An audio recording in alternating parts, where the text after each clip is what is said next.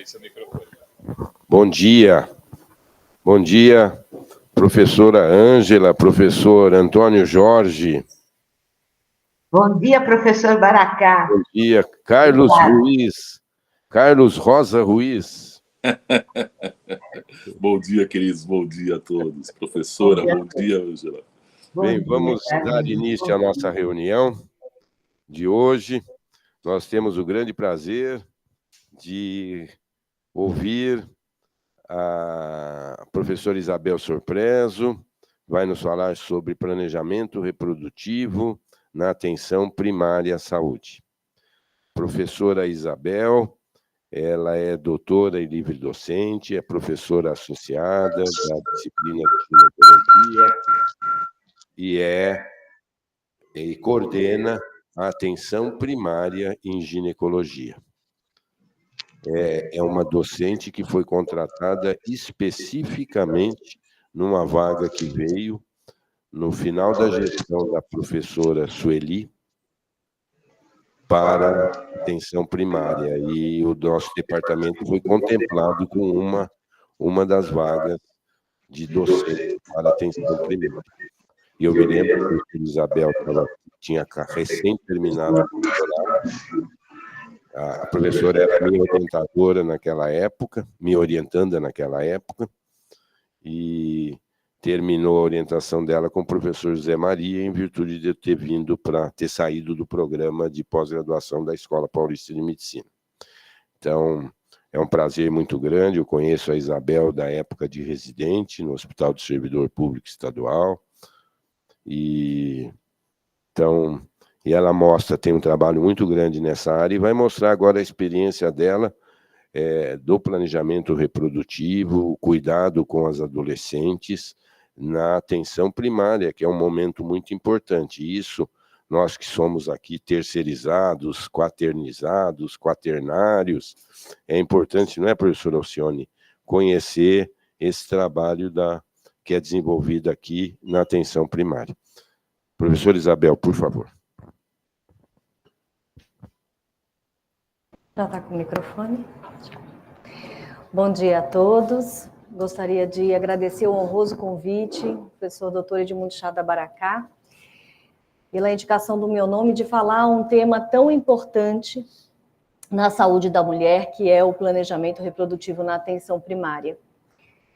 O professor fez já uma recordação que eu já coloquei aqui, Bruno, no meu primeiro slide, dizendo que eu não tenho conflito de interesse nessa apresentação, e também fazendo uma recordação que o senhor fez a respeito do nosso primeiro projeto Interunidades USP, que só conseguimos vincular em 2020, com a assinatura tanto da Faculdade de Medicina quanto da Faculdade de Saúde Pública, né, trazendo uma ampliação dos espaços físicos de aprendizagem, capacitação, em nível de graduação, pós-graduação agora, porque recebemos também residentes, especializandos, mestrandos,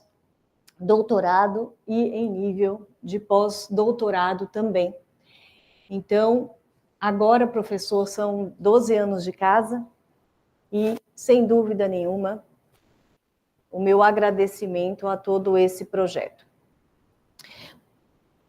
E não só adolescentes. Quando a gente fala de planejamento reprodutivo e atenção primária, nós estamos falando de ciclos de vida. Na atenção primária, um dos atributos da atenção primária é coordenação de cuidado. Coordenação de cuidado na saúde da mulher durante todo o seu ciclo de vida. E, sem dúvida nenhuma, é o que o ginecologista faz. O ginecologista, ele acompanha a mulher desde o primeiro evento dela, que é a menarca, até, portanto, eu diria, até a sua sobrevida, né? Até a sua idade de sobrevida. E planejamento reprodutivo, eu gostaria de deixar essa imagem de um olhar um pouco mais ampliado do que simplesmente... Eu tenho que ficar parada, Bruno? Aqui? do que simplesmente uma prescrição de um método contraceptivo. Ele vai além, porque quando a gente pensa em métodos contraceptivos, nós estamos pensando em benefícios extracontraceptivos. Os métodos contraceptivos são utilizados para melhoria de qualidade de vida numa série de questões relacionadas à ginecologia. Sangramento uterino anormal, tratamento de mioma, adenomiose, endometriose, e isso tudo em nível de atenção primária. E quando eu prescrevo um método contraceptivo, ou quando, às vezes, essa aula, eu idealizei, professor, pensando exatamente no que as pessoas perguntam, como que você consegue, né? Como que funciona na atenção primária? Então, eu espero que isso responda.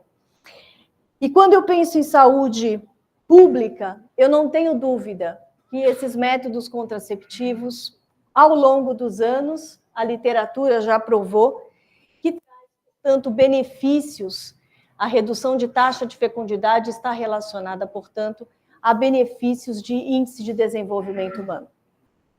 Esse Editing It Up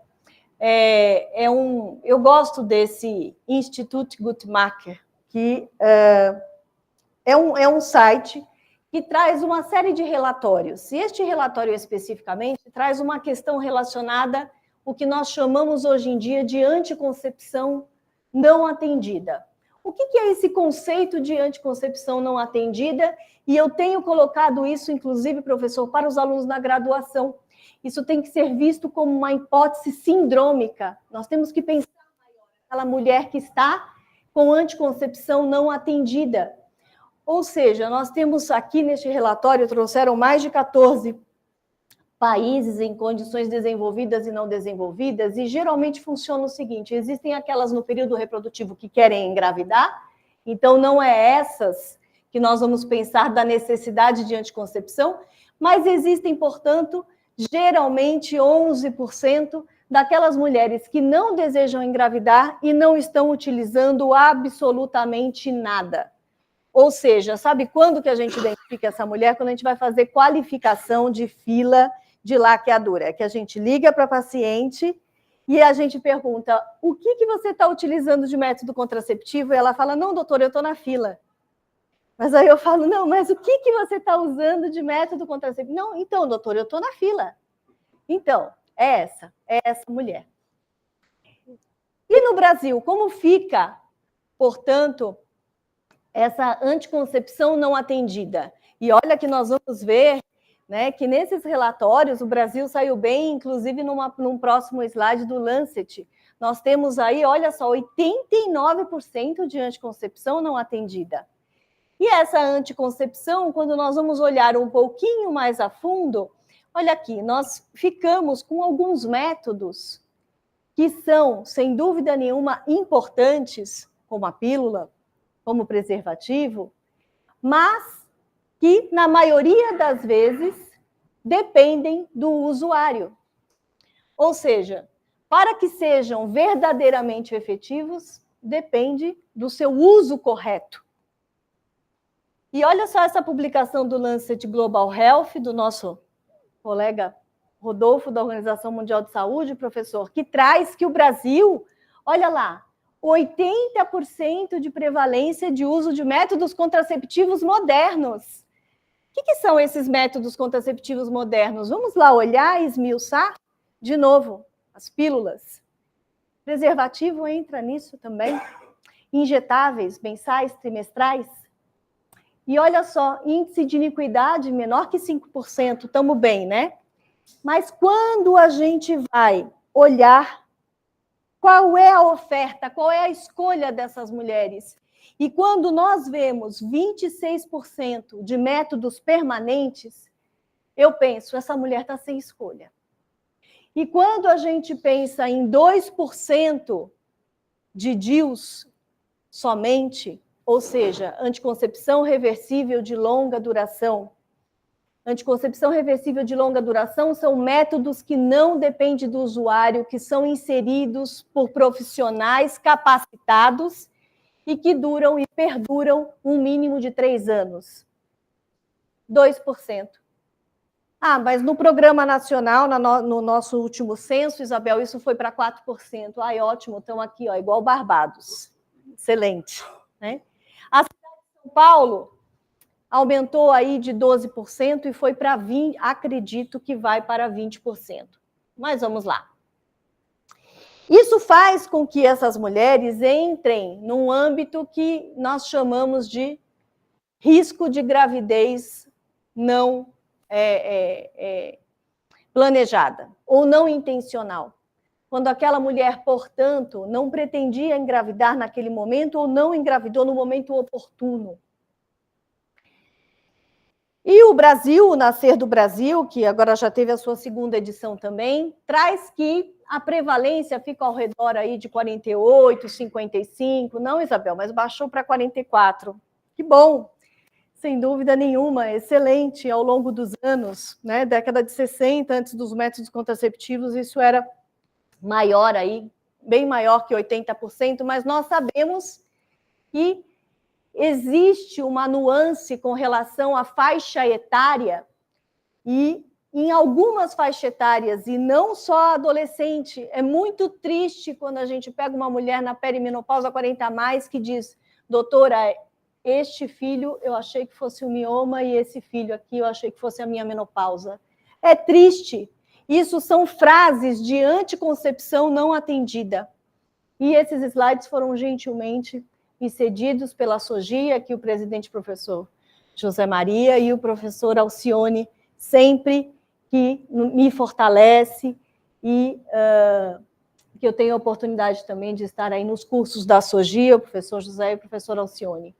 E aí nós temos mais de 380 mil adolescentes em situação de gestação não planejada, aproximadamente 80% ou mais de gestações não planejadas. E quando nós enxergamos essas taxas de nascidos vivos, eu falo que isso é sempre subnotificado, porque não é computado os óbitos fetais, os abortamentos, e aqui eu chamo a atenção quando nós atendemos lá no AGD aquela adolescente que quase engravidou.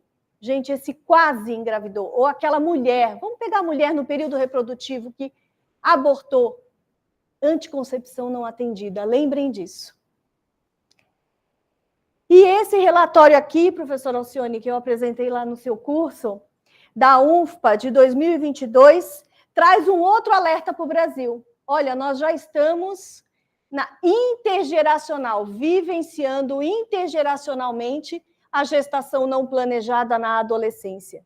E essa repetição de gestação é antes de 18 e 24 meses. Isto faz com que aumentem alguns índices ruins de saúde, como morte materna, morte infantil, prematuridade. E eu disse no curso do professor Alcione, essa adolescente, quando eu atendo, é nem. Ela nem está mais na escola e nem está mais no sistema de saúde, porque ela perdeu a atenção do pré-natal. O pré-natal é uma janela de oportunidade para planejamento reprodutivo, lembrem disso. Perguntem lá na anamnese, exame físico, também, né? Quando a gente faz planejamento, mas na anamnese, a sua gravidez foi planejada? Se não foi, o que você pretende fazer para modificar isso após o seu parto? E essas taxas de fecundidade sempre dizem que são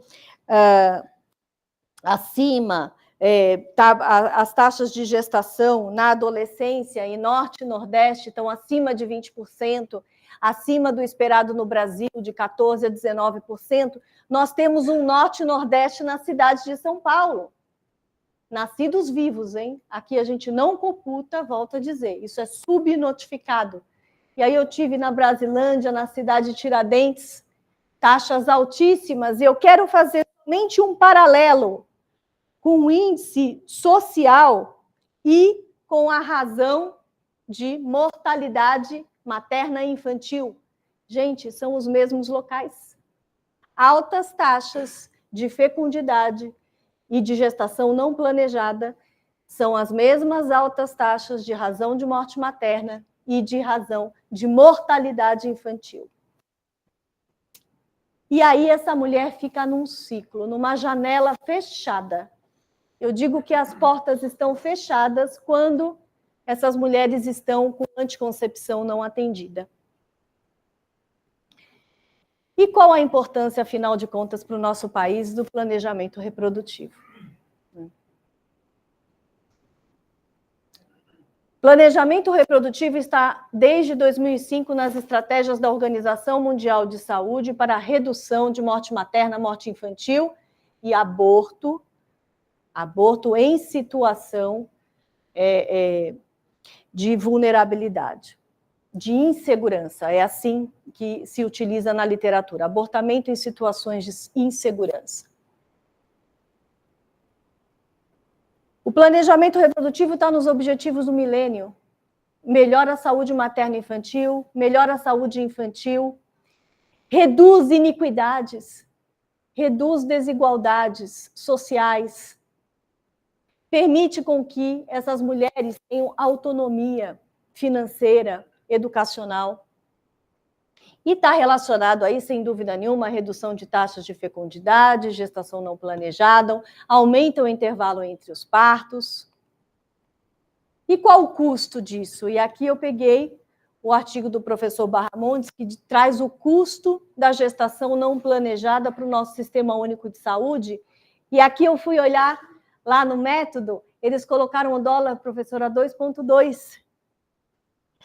Eu fiz uma leve correção. Deu uma aumentadinha, né? Os custos aumentaram.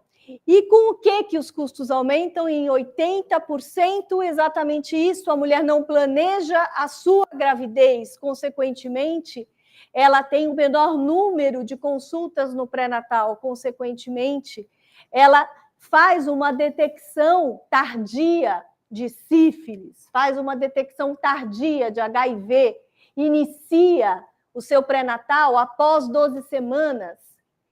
Consequentemente, isso traz repercussões relacionadas à prematuridade e todas aquelas que a gente já citou aqui, morte materna. E aí, por que pensar em anticoncepção reversível de longa duração? São métodos seguros, são métodos eficazes, são métodos que não dependem do usuário, são métodos onde as taxas de uso típico e uso perfeito são semelhantes, ou seja, não dependem do usuário. Além disso, você tem continuidade do método. Isso não é visto aqui nessa tabela, né, onde a gente somente compara aí as taxas de falha dos métodos contraceptivos e aqui de longa duração, o DIU de cobre, o dispositivo intrauterino de levonorgestrel e aqui o implante subdérmico.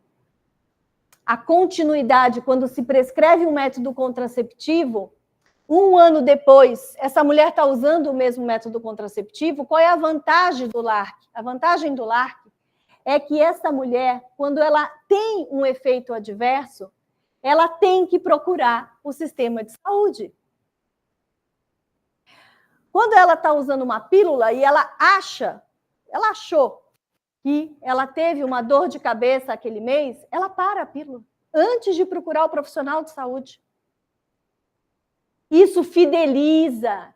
Método contraceptivo de longa duração fideliza o paciente ao sistema de saúde e ao médico. E, obviamente, que essas taxas de uso permanecem estáveis, como eu coloquei aqui, ao longo do tempo, das semanas, 50 semanas, 100 semanas, 150 semanas, e olha só, as taxas de curta duração, que seriam as pílulas, as injeções, que nós falamos no começo da aula, portanto, aumentam, aqui ao contrário, aumenta a probabilidade de gestação não planejada. Principalmente também em algumas faixas etárias aqui de novo aparecendo, né? E será que realmente isto faz alguma diferença ao longo do tempo nesses índices e indicadores de saúde que nós colocamos? Sim, nós já temos a literatura que traz. Aqui eu trouxe especificamente do dispositivo intrauterino liberador de levonorgestrel, mas não, também já tem para DIU de cobre, já tem também até para o acetato de medroxiprogesterona injetável trimestral, e eu não tenho dúvida, se fizer para todos os métodos contraceptivos, como disse lá nas estratégias da Organização Mundial de Saúde, irão reduzir, uma vez que os gestores entendem que é prioridade de saúde, vai reduzir a razão de morte materna, de morte infantil. E não foi diferente no território de Campinas, 9 anos depois, onde nós tivemos redução, aqui em Tenda, de 486 nascidos vivos, são 486 gestações não planejadas que deixaram de existir com o uso de método anticoncepção reversível de longa duração. Multipliquem por 5.000, né? E também para os casos de abortamento e insegurança, mortalidade infantil e morbidade materna, porque se for trabalhar com mortalidade, teriam que ser aí dados acima de 100.000, e é por isso que se trabalha com morbidade materna. Aqui é aquele mesmo site que eu comentei, e eles nesse site tem alguns algoritmos, né, que se trabalha e que traz que a cada dólar investido, nós temos um retorno de 3 vezes maior, porque exatamente nós deixamos de gastar com os cuidados maternos neonatais e das complicações do abortamento. Bom, e será que é custo-efetividade? Ao longo do tempo, nós optarmos pelos métodos anticoncepção reversíveis de longa duração? A resposta é sim, já desde 2013, eu trouxe isso, né? E aqui eu trago aqui o injetável, que aqui é o trimestral. Olha lá, um custo inicial de $55. Ah, Isabel, mas olha só, 10, vamos por aqui o DIU de cobre, 10 vezes mais de custo inicial, é verdade. É verdade. Mas ao longo do tempo, vamos olhar lá como é que isso fica? 390 para 97. Ou seja, incluindo inclusive as consultas de colocação e retirada. Então o gestor ele vai ter um investimento inicial que sim, pode ser às vezes 10 vezes maior, mas ele terá um retorno, e um retorno curto. Esse foi um estudo, ele parou antes de 3 anos, ele foi desenhado para 3 anos, ele foi publicado em 1 ano e meio. 6 vezes mais o uso de anticoncepção reversível de longa duração, 1 ano e meio depois de retorno nos custos. Nesse caso aqui, nesse estudo, foi com o uso do implante subdérmico liberador de etonogestrel. E só para fazer um joguete aqui da calculadora e já encerrar esse assunto, se nós colocássemos, atualmente, nessa calculadora, o Brasil gasta por mulher $12,95. Se nós planejamento reprodutivo, 80% de métodos, mas lembrem dos métodos modernos, né, que eu citei, mas tudo bem. E se nós tivéssemos um acréscimo de somente $2, nós teríamos uma redução significativa em morte materna, morte infantil, aí chegando àqueles objetivos do milênio que nós não atingimos, né? Nós chegaríamos aí, porque os objetivos do milênio era a redução de morte materna em mais de 50%, nós não atingimos isso, né? E nós só conseguiríamos atingir isso se nós investíssemos aí pelo menos $2 a mais. Mas, afinal de contas, planejamento reprodutivo é uma questão de escolha e é realmente uma questão de escolha. E o que as mulheres escolhem quando aconselhadas? O Joyce, ele foi, sem dúvida nenhuma, um divisor de águas. Divisor de águas porque ele ofereceu todos os métodos contraceptivos sem custo e uma importante diferença foi a educação em saúde que foi feita nesse estudo. A educação em saúde que foi feita nesse estudo, eu tive a oportunidade de assistir a Gina Prescott e ela colocava o primeiro slide. Ela dizia, coloquem aquilo que é mais efetivo.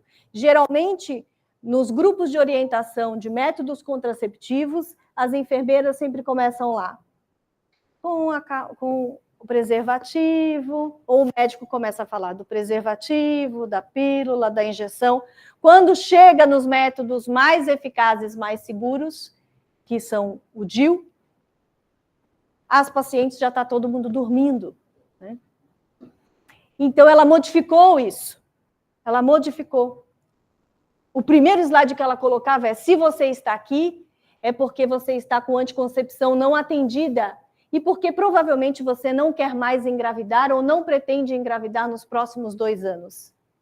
E aí ela colocava o primeiro slide, o DIU de cobre.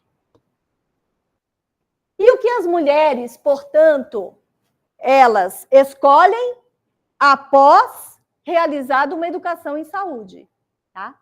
Após. Métodos contraceptivos de longa duração em 60%, mais de 60% dos casos. E as adolescentes são diferentes? Não são. Não são diferentes. Existe parece que, pelo menos nesse estudo de Choice, né, aqui, que começou com 9.280 e poucas mulheres, e aqui eles analisaram somente adolescentes de 14 a 17 anos, mas o N já caiu, gente, para 214. E a escolha, portanto, do implante e do dispositivo, nós tivemos o LAC em 69%, o implante subdérmico liberador de etanogestral em 63%, e o dispositivo intrauterino em 37%, nesta faixa etária, nesse estudo. E aí nós fizemos uma revisão aqui da casa. Será que essa escolha entre os adolescentes tem alguns fatores associados a essa escolha? Sem dúvida que tem. Na prática clínica tem, e na revisão nós tivemos aí a questão etária, sem dúvida nenhuma. Existe uma preferência para a contracepção intrauterina nas faixas etárias mais de 20 a 24 anos. A paridade interfere, a experiência de outros métodos contraceptivos e a experiência sexual dessas, no caso aqui dessa revisão foi de adolescentes, também interfere, e, sem dúvida nenhuma, o custo. E aqui eu já vou passando mais rápido, porque eu quero chegar exatamente nos protocolos que são utilizados lá na atenção primária, mas é só um pensamento. Se a política é importante, afinal de contas, né? Não tenho dúvida que as políticas de saúde, elas incorporam o acesso, elas fazem com que exista mudança de processos de trabalho, e o planejamento reprodutivo está desde a nossa Constituição, está desde a Lei de 1996, desde 2001 foi incorporado nas ações de atenção primária à saúde. Então, sim, é prioridade, assim como outras prioridades relacionadas a rastreamento e neoplasia, planejamento reprodutivo também é uma prioridade. Em 2001, tiveram as políticas relacionadas aos registros nacionais de medicamento. E com o que nós trabalhamos na atenção primária, professor? E aí que também sempre me perguntam, e aqui eu trouxe que é a cartilha dos métodos contraceptivos na atenção primária à saúde, do Ministério da Saúde. Nós temos aqui o etinil-estradiol com o levonorgestrel, o método combinado hormonal oral. Temos a norethisterona, lembrar que a norethisterona, ela não bloqueia, né, o eixo, então ela é utilizada somente conjunto com a amamentação. Nós temos o acetato de medroxiprogesterona injetável trimestral, nós temos o injetável mensal, o enantato de norethisterona e o valerato de estradiol, os preservativos e o dispositivo intrauterino de cobre 380T. E aí, em 2017, essa figurinha está errada, tá? Eu tirei aqui quem acabou trazendo essa lei. Em 2017 para 2018, vieram, portanto, alguns projetos trazendo a inclusão de métodos contraceptivos de longa duração, incorporando como um medicamento possível a ser, portanto, licitado, comprado, né? E veio essa lei de mulheres em situação de vulnerabilidade poderiam ter direito ao uso do método contraceptivo, o implante subdérmico liberador de etonogestrel. Bom, foi um boom, logo isso foi revisado, porque mulheres vulneráveis pela nossa política nacional desde 1985 era um grande número de mulheres, e aí logo depois veio uma revisão desta lei, e aí nós temos, portanto, os métodos contraceptivos reversíveis de longa duração na Prefeitura de São Paulo a partir deste decreto. E aí vem a pergunta pelo qual vocês sempre me perguntam: como que é feito isso nas unidades básicas de saúde? Protocolos clínicos bem estabelecidos, isto desde 2018. Treinamento de profissionais de saúde, capacitação. Dispensação de medicação mediante formulários devidamente preenchidos por médico responsável no serviço. Manutenção e adequação de todos os equipamentos são fundamentais. Bom, aqui eu até trouxe para quem quisesse ver, né, o formulário de dispensação. Em 2018, começamos com pacientes com vulnerabilidade, são as adolescentes, são as moradoras de rua, usuárias de droga, e esse número 4 aqui, que eu adoro fazer relatório justificando, né, que é necessário, quando sai desses protocolos, é necessário fazer, portanto, esses relatórios para justificar o porquê que nós estamos utilizando o implante fora dos protocolos pré-estabelecidos. Nós tivemos uma revisão desde 2018, e aqui eu deixo o QR Code, vamos ver, coloca lá no iPhone, vamos ver, Ricardo. Coloca lá, vamos ver se vai dar certo. Por favor, pessoal de casa também.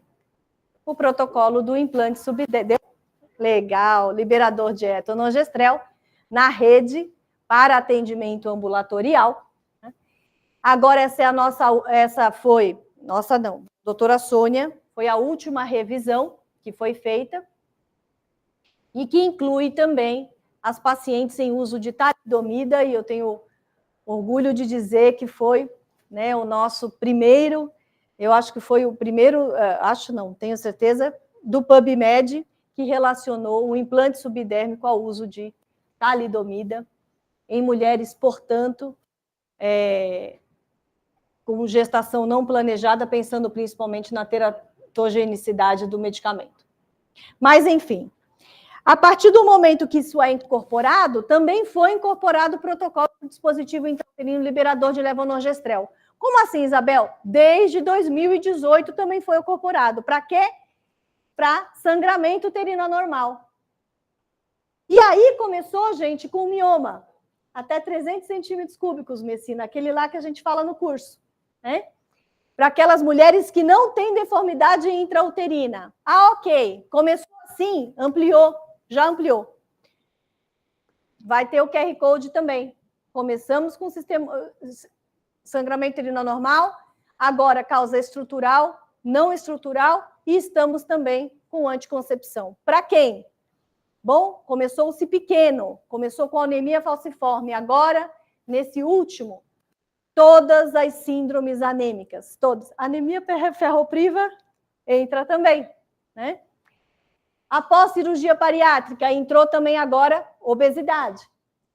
Mulheres em uso, que convivem e vivem com HIV, entrou, fase 1 e 2, 3 e 4 ele vira 3, contraindicação relativa. Cardiopatias de alto risco. E, Isabel, vem sempre a pergunta: você atende essas pacientes? De uma maneira geral, dessas pacientes a gente atende principalmente esta aqui, os sangramentos uterinos anormais, né?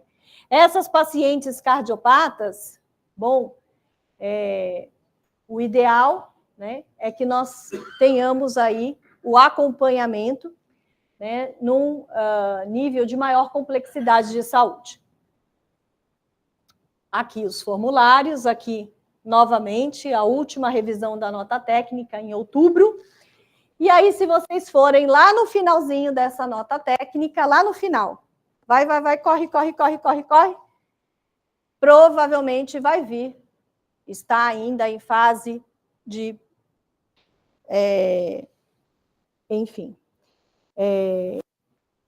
de resolução ainda, a coordenadora da área técnica da saúde da mulher, a doutora Sônia, ainda está avaliando, né, que vai vir à disposição o dispositivo intrauterino liberador de levonorgestrel com 19,5 miligramas, ou seja, o Cailina, para a rede, naquelas adolescentes de alta vulnerabilidade. Bom, e aqui, professor, eu ainda tenho tempo? E aí, professor, já finalizando, eu trouxe esse artigo da saúde pública, que é um decreto que eu não sei,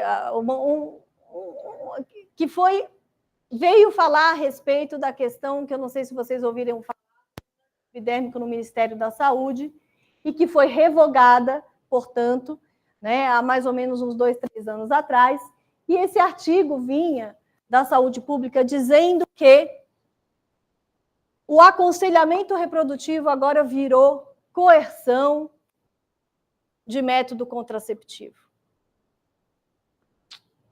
Não é coerção de método contraceptivo, gente. É explicação daquilo que é mais eficaz, daquilo que é mais seguro, daquilo que é mais moderno, daquilo que impacta nos nossos índices de saúde. Não é coerção contraceptiva, nós fazemos aconselhamento reprodutivo. E naquelas pacientes que a gente explica, que elas vão lá e elas pegam e elas tocam, e naquelas pacientes que ainda não entendem, a gente põe o aluno lá para ler novamente. Lê com a paciente todos os mecanismos de ação, os efeitos colaterais, e se ainda não compreendem ou se tem dificuldade de compreensão, nós também temos aí uma ampliação de comunicação em Libras. Então, isto não é coerção contraceptiva, isso é aconselhamento reprodutivo.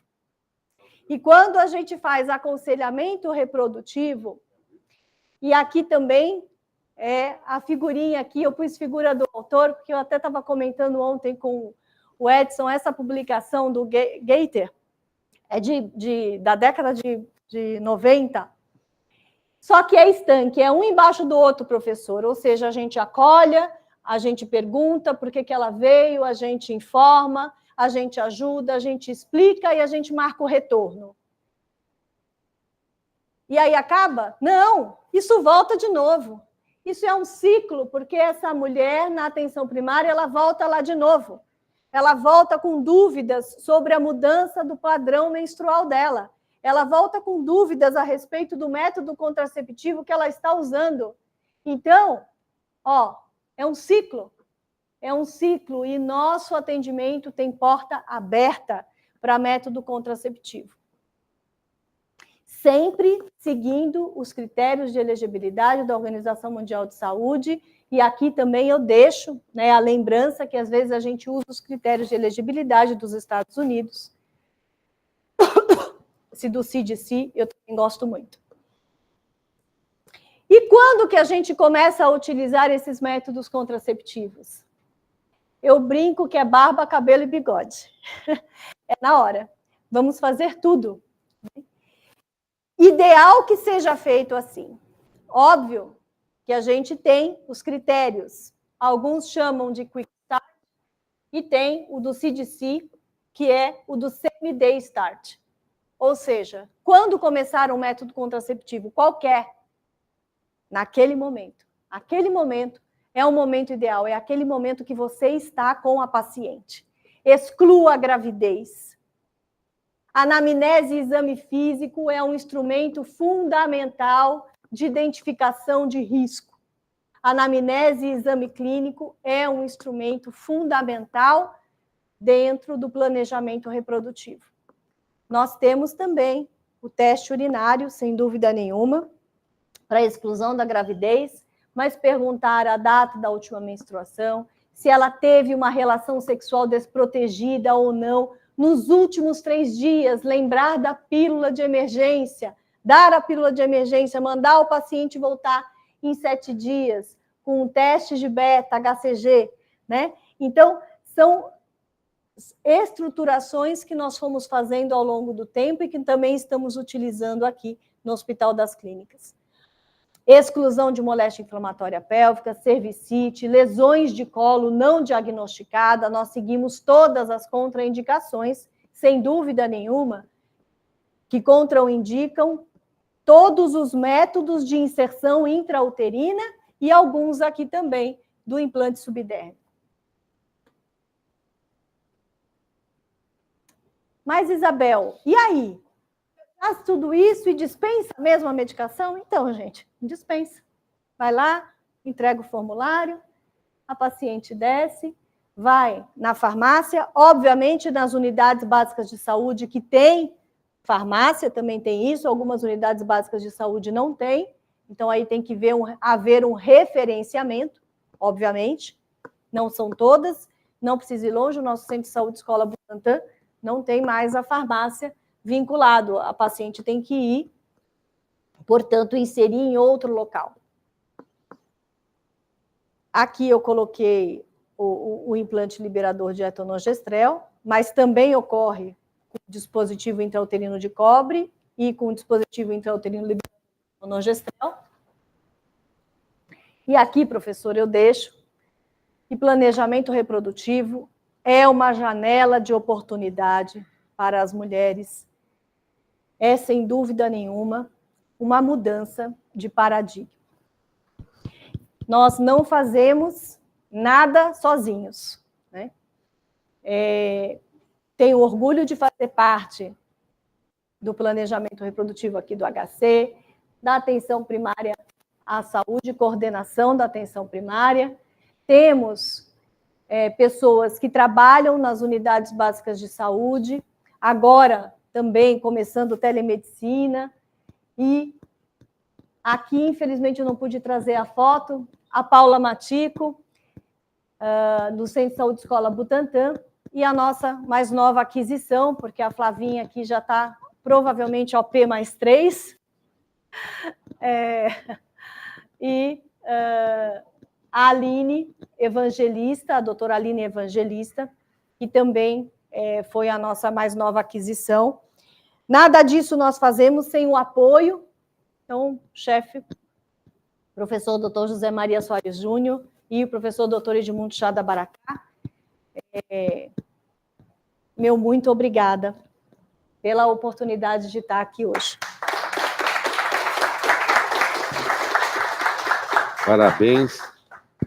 Parabéns, Isabel, pela apresentação, excelente. E tirar um pouquinho a máscara agora. É um tema realmente muito importante e você mostrou de uma maneira bem clara, bem pontual, e o que tem que ser feito na atenção primária, e isso a gente pode estender também para a atenção secundária, sim, que professor, os não exames, deixa de sim, ser também, e a importância de transmitir esse conhecimento do planejamento, do aconselhamento reprodutivo. Isso não é fácil.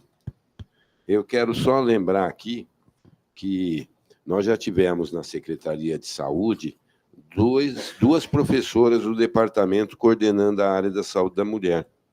Na gestão do professor Giovanni Thierry, a professora Rossana coordenou a área da saúde da mulher. E, após a saída do professor Giovanni, a professora Rossana saiu junto, entrou o professor Davi Wipp, como secretário de Estado da Saúde. E a Isabel, após contatos conosco, a Isabel foi convidada para coordenar a área da saúde da mulher. Aí nós ficamos com um hiato depois da saída do Davi Wipp, e hoje nós temos essas duas professoras coordenando, cada uma delas, um dos ciclos da vida da mulher. Então, a professora Rossana coordena atualmente, na área da saúde da mulher, o ciclo gravídico puerperal, que é muito importante também. E a professora Isabel coordena os ciclos da vida na atual gestão da Secretaria de Saúde. Então, eu acho que isso é importante, a participação nossa, do nosso departamento, em termos de política pública, de prestação de serviço à população do Estado de São Paulo. E o município está muito ligado também ao nosso departamento, por ação da professora Isabel. A doutora Sônia Raquel, que coordena a área de saúde da mulher no município de São Paulo, tem uma ligação muito grande com a Isabel. A Isabel participa de cursos, oferece cursos de treinamento, de capacitação, ela, o Edson, para os profissionais de saúde da rede municipal, e, junto com o professor Messina, a capacitação também para os profissionais de saúde do município. Nós abrimos para o Estado também, em sangramento uterino anormal. O professor Ricardo Simões também participa junto desse programa que é por nós aqui desenvolvido. Então, são ações importantes que nós estamos desenvolvendo, e acho que isso é de fundamental importância, porque ela mostrou bem, se você põe $1 a mais, $2 a mais, se desviarem um pouco menos do recurso público, nós vamos ter, não é, professor Alcione, um benefício muito grande para a nossa população. Isso é extremamente importante. Então, eu vou abrir a palavra agora, eu acho que o Edson já pediu a palavra. Hoje a Arielle está fazendo prova na faculdade dela, então nós estamos sem a nossa auxiliar aqui hoje. Bom dia. Primeiramente, parabéns, professora Isabel, uma excelente explicação. A gente vive num país com uma altíssima ocorrência de gravidezes não planejadas e a gente sabe que os LARCs são excelentes métodos para evitá-las. Eu queria que a senhora comentasse um pouco sobre quais são as barreiras que existem para que as pessoas que querem um método de longa duração consigam consegui-lo e de que maneira, na saúde pública, essas barreiras podem ser contornadas. Obrigado. Edson, obrigada. Tá ligado aí? Tá ligado? Tá, senhor. Obrigada pela pergunta, pela sua generosidade, parceria. Muito obrigada.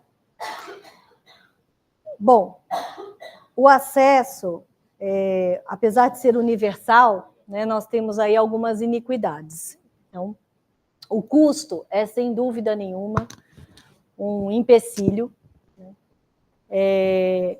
Existe uma questão cultural muito importante, principalmente com relação à contracepção intrauterina.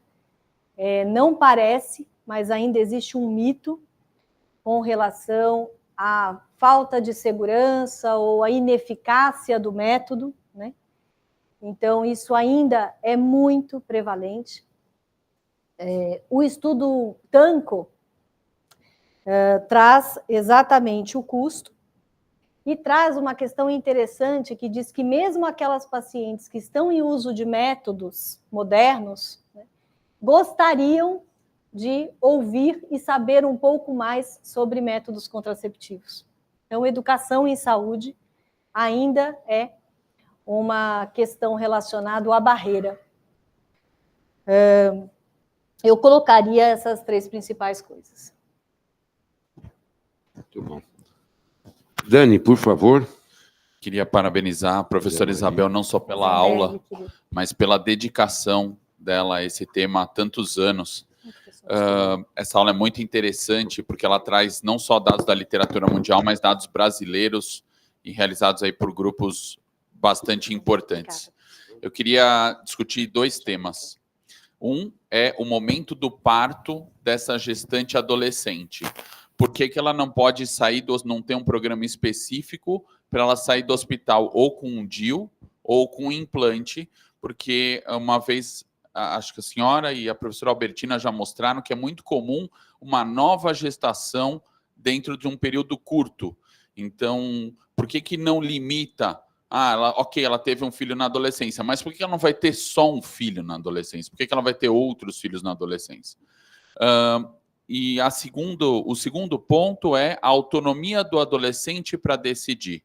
Muitas vezes eu estava falando com o professor Marcos Messina, se eu perguntasse para o meu filho se ele quer ir na escola com 14 anos, ele está agora com 13, talvez ele falasse que não, né?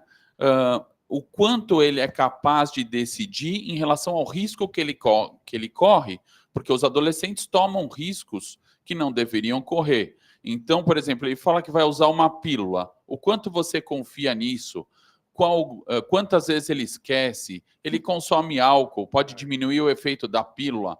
O quanto essa decisão deve ser do adolescente e não também compartilhada com o responsável. Porque a conta que você mostrou de R$5.000, ela é muito maior do que essa. Porque essa adolescente vai deixar de estudar, né? E aí ela vai virar uma profissional que vai ter um desempenho no mercado muito pior, vai ter uma renda pior, ela vai produzir menos para o país, vai pagar menos imposto. Então, esse custo é muito maior que 5.000. Obrigado.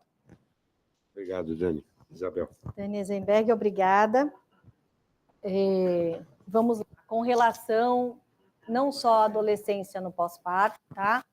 Mas veio uma portaria em 2017, essa portaria já foi novamente revista em 2019, que eu até tirei da apresentação, que ia ficar muito longa, tá? Que é com relação ao uso do dispositivo intrauterino de cobre no pós-parto e o uso do dispositivo intrauterino de cobre nas pacientes pós-abortamento não infectado, tá? Então, já existe essa portaria, existe, inclusive, ações no Brasil inteiro, tá, de inclusão e de capacitação para a inserção desses dispositivos, principalmente nos 10 minutos aí após a dequitação, tá? Então, isso já existe, tá, Daniel? Ela só tem que ser incorporada no processo de trabalho. E para que isso ocorra, tem que investir em capacitação. Para que isto ocorra, né, tem que ser incorporado em protocolos clínicos, tá? Mas a portaria já existe, tá bom? Com relação ao uso de métodos contraceptivos, e aí a questão da idade, né, a faixa etária. Eu até, não sei se eu citei em fala, mas todas as nossas pacientes assinam os termos de consentimento, livre e esclarecido. Eu acho que nós tivemos uma aula recentemente do professor Alcione, falando a respeito dessas questões, mas na prática, tá? A gente tem alguns diretrizes que nos suportam, né, que é o ECA, que é o próprio do planejamento, tá? A lei do planejamento. A partir aí, acima de 14 anos, abaixo de 14 anos tem aquela questão do estupro de vulnerável, tá? E na prática, como que a gente faz? E a gente segue as diretrizes da Febrasgo e da SOGIA, que teve uma última normativa em 2019, tá? Que traz o seguinte: todos os LARCs, todos, eles são procedimentos ambulatoriais, tá? Então, por ser um procedimento, é de bom tom, né, que você chame um responsável legal, tá? Então, o recado é esse, tá certo? Então, lá nós seguimos essas normativas, tá bom, Eisenberg? Como não era o tema da aula, eu não trouxe, mas elas existem. Perfeito. José Maria. Então, professor Isabel, parabéns pela excelente aula. Obrigada, professor. Foi bem clara, precisa, mostrando a necessidade e mostrando também a inserção social dos estudos que são realizados por você aqui na disciplina. Hoje, nós colocamos muito impacto do que a gente faz em termos de números e em termos de publicação internacional. Mas hoje, o que é mais importante é o impacto social e também as relações com outras unidades. E a sua relação junto com Paula Souza é oficial aqui na USP. Nós fizemos uma documentação, isso há 4 anos atrás, 5 anos atrás, quando era chefe de departamento, e nós temos um contrato com a Paula Souza para poder fazer todo esse trabalho. Então, gostaria de dar os parabéns por isso. Mas veja, você mostrou números, né, que são importantes, né, que tem uma diminuição, mas ainda a gravidez na adolescência é alta. O LARCS, talvez seja uma das principais formas para a gente poder prevenir, mas talvez isso não seja o suficiente. Hoje, quando a gente fala de infertilidade, a gente fala de infertilidade do casal. Será que no planejamento a gente também não deveria trabalhar com outras unidades, talvez com ebiatra, e também ver a questão do menino ou do homem que está junto com essa paciente, para a gente poder fazer um planejamento maior? Porque hoje, se a gente não fizer nada, a violência vai continuar, a miséria vai continuar, e todos os problemas, como você mostrou lá, de 5 mil reais. O Eisenberg pôs outra questão, que são impactos que não são mensuráveis, e que pega tanto a parte emocional, estrutural da família, econômica, que não só pega a unidade, mas pega o país como um todo. Então, gostaria de saber com você, de todos os trabalhos que você fez, inclusive, gostaria de mostrar que esse trabalho de Libras é algo fundamental para a sociedade. Se você pensar em impacto da sociedade, é algo que está incorporando, e você está indo também às metas do próprio governo, né, que é de incluir pessoas no sistema de saúde. E quando eu incluo essas pessoas, eu estou dando oportunidade. Então, gostaria de saber de você a respeito disso. Muito bom. Só queria, antes da Isabel responder, vocês viram o vídeo da Libras, né? Está ali a nossa artista, a Gabriela, foi ela que trouxe essa... Ela não tem problema nenhum, mas ela sempre teve o desejo e aprendeu Libra, apesar de não precisar fazer o uso da Libra, mas ela usa a Libra para o atendimento. Então, isso é uma atitude muito nobre, e eu não podia deixar de mencionar isso aqui, viu, Gabriela? Isabel, por favor.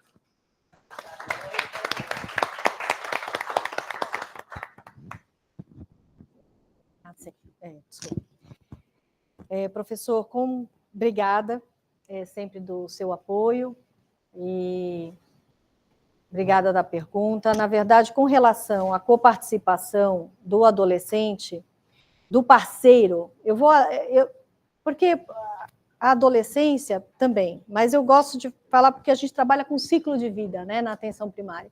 Então, assim, a participação do parceiro, cada vez mais, inclusive nos grupos de orientação, eu sempre digo que é fundamental, né, trazer os parceiros. Isso tem ocorrido. Tá?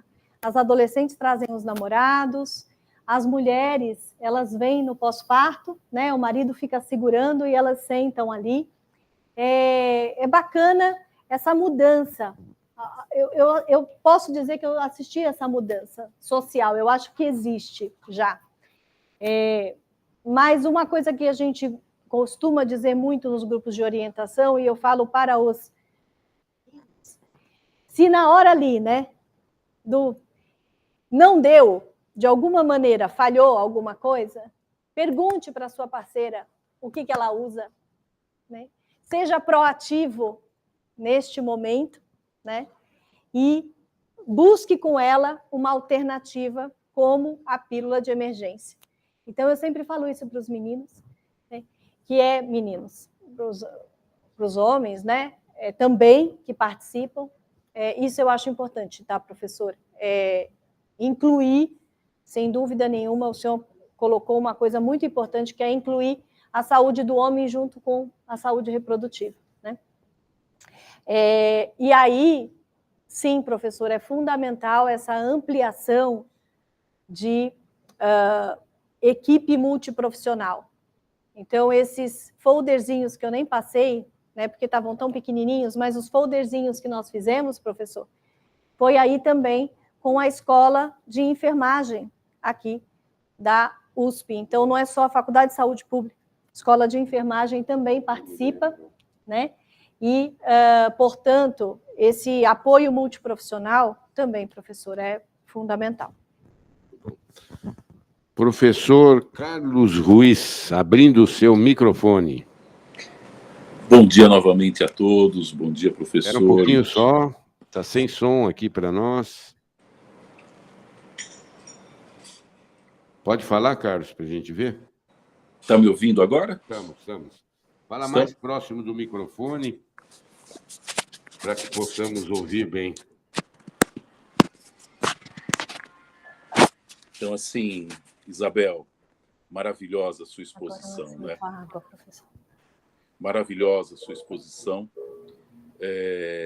E, na verdade, né, Isabel, a gente acaba tratando a consequência, né? E não a causa de tudo isso. Então, tudo que vem depois, na verdade, de um processo que não existe em termos de educacional, né? E eu queria fazer uma pergunta para você nesse sentido, né? Existe uma proximidade com a Secretaria da Educação no sentido da gente melhorar a condição específica dessa menina já na escola para uma abrangência maior em termos de conhecimento e discussão? Porque é lá que tudo isso começa, é lá que tudo isso precisa necessariamente ser abordado, né? E nessa questão, inclusive, né, existe um número imenso de professores que talvez não tenham a qualificação específica para esse tipo de abordagem, mas certamente a Secretaria de Educação deve ter algum programa nesse sentido também. Você tem esse tipo de avaliação? Você tem algum tipo de trabalho executado conjuntamente com a educação? Porque se lá não mudar, a gente vai viver apagando incêndio, né, Isabel? E parabéns novamente pela sua maravilhosa exposição, pela sua dedicação e pelo exemplo que você é para a gente, viu, querida? Muito obrigado mesmo. Carlos Luiz, obrigada sempre da sua gentileza, generosidade, que você sempre me auxiliou muito quando eu estava, né, junto na área técnica da saúde da mulher, e agora com o professor Baracá, então, obrigada sempre. Ruiz, neste momento, a minha resposta, eu não tenho nenhum projeto específico com a Secretaria da Educação, tá? Nós fizemos, ao longo desses anos, 2 trabalhos, né, em saúde do adolescente, na atenção primária, mas não especificamente com métodos contraceptivos, tá, Ruiz? Eu tenho eu sempre coloco o seguinte, Ruiz, existem algumas questões que são só da saúde, mas na atenção primária, a gente trabalha com o conceito de intersetorialidade. A intersetorialidade, Ruiz, ela é o quê? Ou seja, aquela intersecção entre a Secretaria de Saúde e a Secretaria da Justiça, a Secretaria de Saúde e a Secretaria da Educação. Isso não é só no planejamento reprodutivo, a gente tem isso na violência, a gente tem isso no câncer de mama, por que não? Né? No câncer de colo. Então, assim, o apoio intersetorial, ele é, sem dúvida nenhuma, fundamental. E é como você falou, a educação, estar inserido na educação é muito importante, não tenho dúvida disso, tá, Ruiz? Só quero complementar um pouquinho, depois vou passar para o professor Jesus. 2 aspectos. Eu quero citar um projeto que nós montamos aqui. Logo quando fui convidado, eu entrei em contato com o professor Hernandes. O professor Antônio Carlos Hernandes foi vice-reitor da USP na gestão anterior, e ele é físico. Para nós montamos um projeto, o nome inicial, acho que Isabel lembra, era Se Liga na Saúde. Vai falar, puxa, um físico envolvido num projeto desse, era de capacitação de professores do ensino fundamental terminal e do ensino médio. Porque ensino fundamental na rede pública tem meninas de 10 anos, 11 anos. É diferente do que nós estamos habituados a ver no sistema privado. Então, nós montamos esse projeto de capacitação. Ele seria assíncrono, por um grupo, e assíncrono, e participando os estudantes do ensino médio, que teriam uma prova, uma competição. E apresentamos isso para o secretário da Educação. Tive contato com ele, até trocava o WhatsApp com o secretário. Aí ele me pediu para ver com um assessor dele, que é do Rio de Janeiro, e não consegui ter resposta. Aí eu desisti. Aí vai falar, mas por que o professor de física estava envolvido? Porque o professor Hernandes, quando foi pró-reitor de graduação e quando foi vice-reitor da USP, ele desenvolveu um programa que se chamava Competição USP de Conhecimento, que atuava direto nos 645 municípios de São Paulo, com as diretorias regionais de ensino. Com esse programa de divulgar a Universidade de São Paulo, fazer um programa parecido com o do vestibular da FUVEST, pela própria FUVEST, que fazia essa competição, e conseguiu trazer quase 5 mil estudantes de ensino médio que não conheciam o que era a USP para a Universidade de São Paulo. E eles, participando dessa competição, eles ganhavam a inscrição da FUVEST. E, olha, não parece que é nada, mas é muito. Para quem é do ensino médio, para quem é pobre, e porque é pobre mesmo, ganhar a inscrição da FUVESP, ganhar alguns cursos que... E ele já aprendia a mexer na FUVEST, já sendo um treino para o vestibular. Então, nós teríamos 645 municípios participando desse projeto de capacitação para professores de ensino fundamental, terminal e do ensino médio. Olha, era um projeto grande, e aí os próprios alunos, em cada escola teria um aluno que, sendo aprovado nessa competição de saúde que ia ser feita, uma prova também, ele receberia uma bolsa para poder divulgar o Se Liga na Saúde para os pais, para os outros alunos também. Então, esse era um projeto. Então, essa foi a minha experiência inicial, alguns meses aqui com a Secretaria de Educação. Eu acho que o foco deles é outro, no momento não é esse o foco da Secretaria de Educação, infelizmente. E eu queria falar aqui, atestar, eu participei do Congresso Brasileiro de Mastologia, na sexta-feira passada, e participei de uma mesa que foi montada, que eu quero elogiar isso, que é uma mesa que se chamou Saúde Pública. Então, que mostrou dentro do programa, não era uma sessão paralela, nada, tinha mais de 1.000 pessoas assistindo presencialmente, e o Ruiz que organizou, mostrando a importância da educação, a importância do rastreamento, da detecção precoce, e mostrando, nos deu a oportunidade de mostrar o que ele está fazendo, eu fui o porta-voz só, mas o que ele está fazendo aqui na Secretaria de Saúde nesse sentido.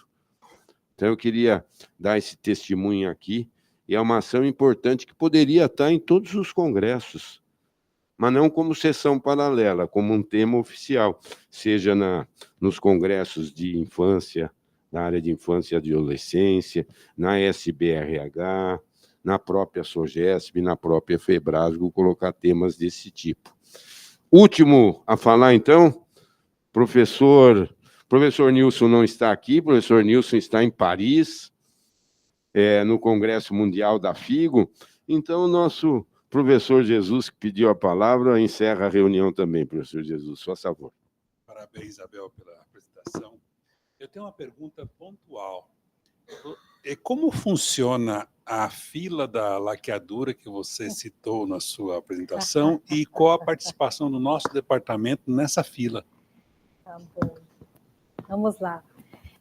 O senhor foi certeiro, né? Com essa questão aí da nova lei, lembrar, né? A partir dos 21. Bom, vamos lá. Por incrível que pareça, o nosso sistema de referenciamento da nossa unidade básica, é só atravessar a rua aqui, né, Teodoro? Para quem não sabe, né, é só atravessar a rua, nós estamos lá na Unidade Básica de Saúde, no Centro de Saúde Escola Paula Souza. O nosso referenciamento não é para o HC, tá bom? O nosso sistema de referenciamento, quando elas vão lá com todos os papéis preenchidos, para a realização da laqueadura, abre-se dois referenciamentos no SIGA, 2 sistemas de saúde. O SIGA, que é o da prefeitura, e o CROSS, o nosso, do Estado. Desculpe, isso, do Estado.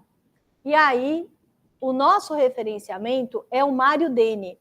Eu chamo de Mário Dene, mas agora tem um outro nome. Me desculpa, mas eu não me lembro agora. É um hospital, tá? Secundário Mário Dene. Bom, para algumas pacientes de alta complexidade, né, nós aí acabamos abrindo para o AGD, e do AGD está indo aí para o nosso planejamento reprodutivo, tá? Ela passa pelo AGD, tá bom? Mas vai por essa via, professor. Estamos arrumando. Não, aqui salpingectomia. E quem faz é o setor de videolaparoscopia. Até nós temos um outro projeto que está entrando aí, que eu vi ontem os e-mails, as trocas de e-mail aí da Isabel, do Edson. Então, é feito aqui e na ordem. Geralmente não se quebra a fila, não se muda a fila. Exato. Mas eu acho que é muito bom. Então, segue os eu acho que referenciamentos. para encerrar, eu só quero falar isso que a Isabel deixei para o fim, porque desde que eu vim para cá, eu achava muito estranho e ficava intrigado que uma rua, nem avenida, hein? Uma rua, no caso a Teodoro Sampaio, separava 2 unidades da USP, que pelo que eu sabia, não se conversavam. E eu falava, puxa, e tem um centro de saúde aqui, ó, Paula Souza, e a gente tem que ir lá para o Butantã, tem que ir para não sei aonde, e é só atravessar a rua, estamos ali. Aí acabei, na gestão do professor Zé Otávio, que eu estava na comissão de graduação, acabei indo para lá, conversar algumas coisas, e aí conheci o então responsável, era um professor da saúde pública, que era o responsável pelo Centro de Saúde Paula Souza, o professor Paulo Galo. Professor Paulo Galo, uma pessoa que acabamos convivendo bastante, ele vinha sempre tomar um café comigo, inclusive tive a oportunidade de ajudar ele em como receber emendas parlamentares, que às vezes chegavam, eles não sabiam como fazer, aí a nossa equipe mostrou como fazer isso, e ele tinha uma grande vantagem. Professor, ele era palmeirense. Então, acho que isso facilitou muito. Aí nós fizemos um acordo e nós passamos aí ao Centro de Saúde Paula Souza. Sim. Atravessamos a rua e montamos 2 unidades de atendimento no Centro de Saúde Paula Souza. O planejamento reprodutivo e a assistência à mulher no climatério. Exato. E lá já trabalhavam lá. Professora Alana está aqui, lembra do professor Jorge, que vinha dar aulas aqui, recebia os nossos residentes lá nas lesões de vulva, nas ISTs, ensinava a fazer exame a fresco, fazia os testes rápidos ali. O professor Jorge vinha todo ano aqui nos dar. Então, era uma outra... Essa colaboração já existia, mas era pela amizade da Lana com o professor Jorge. E está lá também, hoje, a dermatologia está lá firme e a geriatria está lá. O professor Wilson Jacó tem ali um centro de referência dentro do Paula Souza para atendimento dos idosos. Então, veja, a gente... Aí nós agora estamos lá, tem uma ligação muito grande, muito boa, acho que isso é importante aqui. Era isso que eu queria terminar, agradecer a participação de todas, de todos, desejar um bom feriado amanhã, com cuidado, que os mais sêniores como eu não subam nas árvores para fazer nada, porque cai da escada, não é, Ricardo? Então, vamos com cuidado. Um bom feriado, um bom fim de semana a todos. Obrigado. Parabéns, Isabel.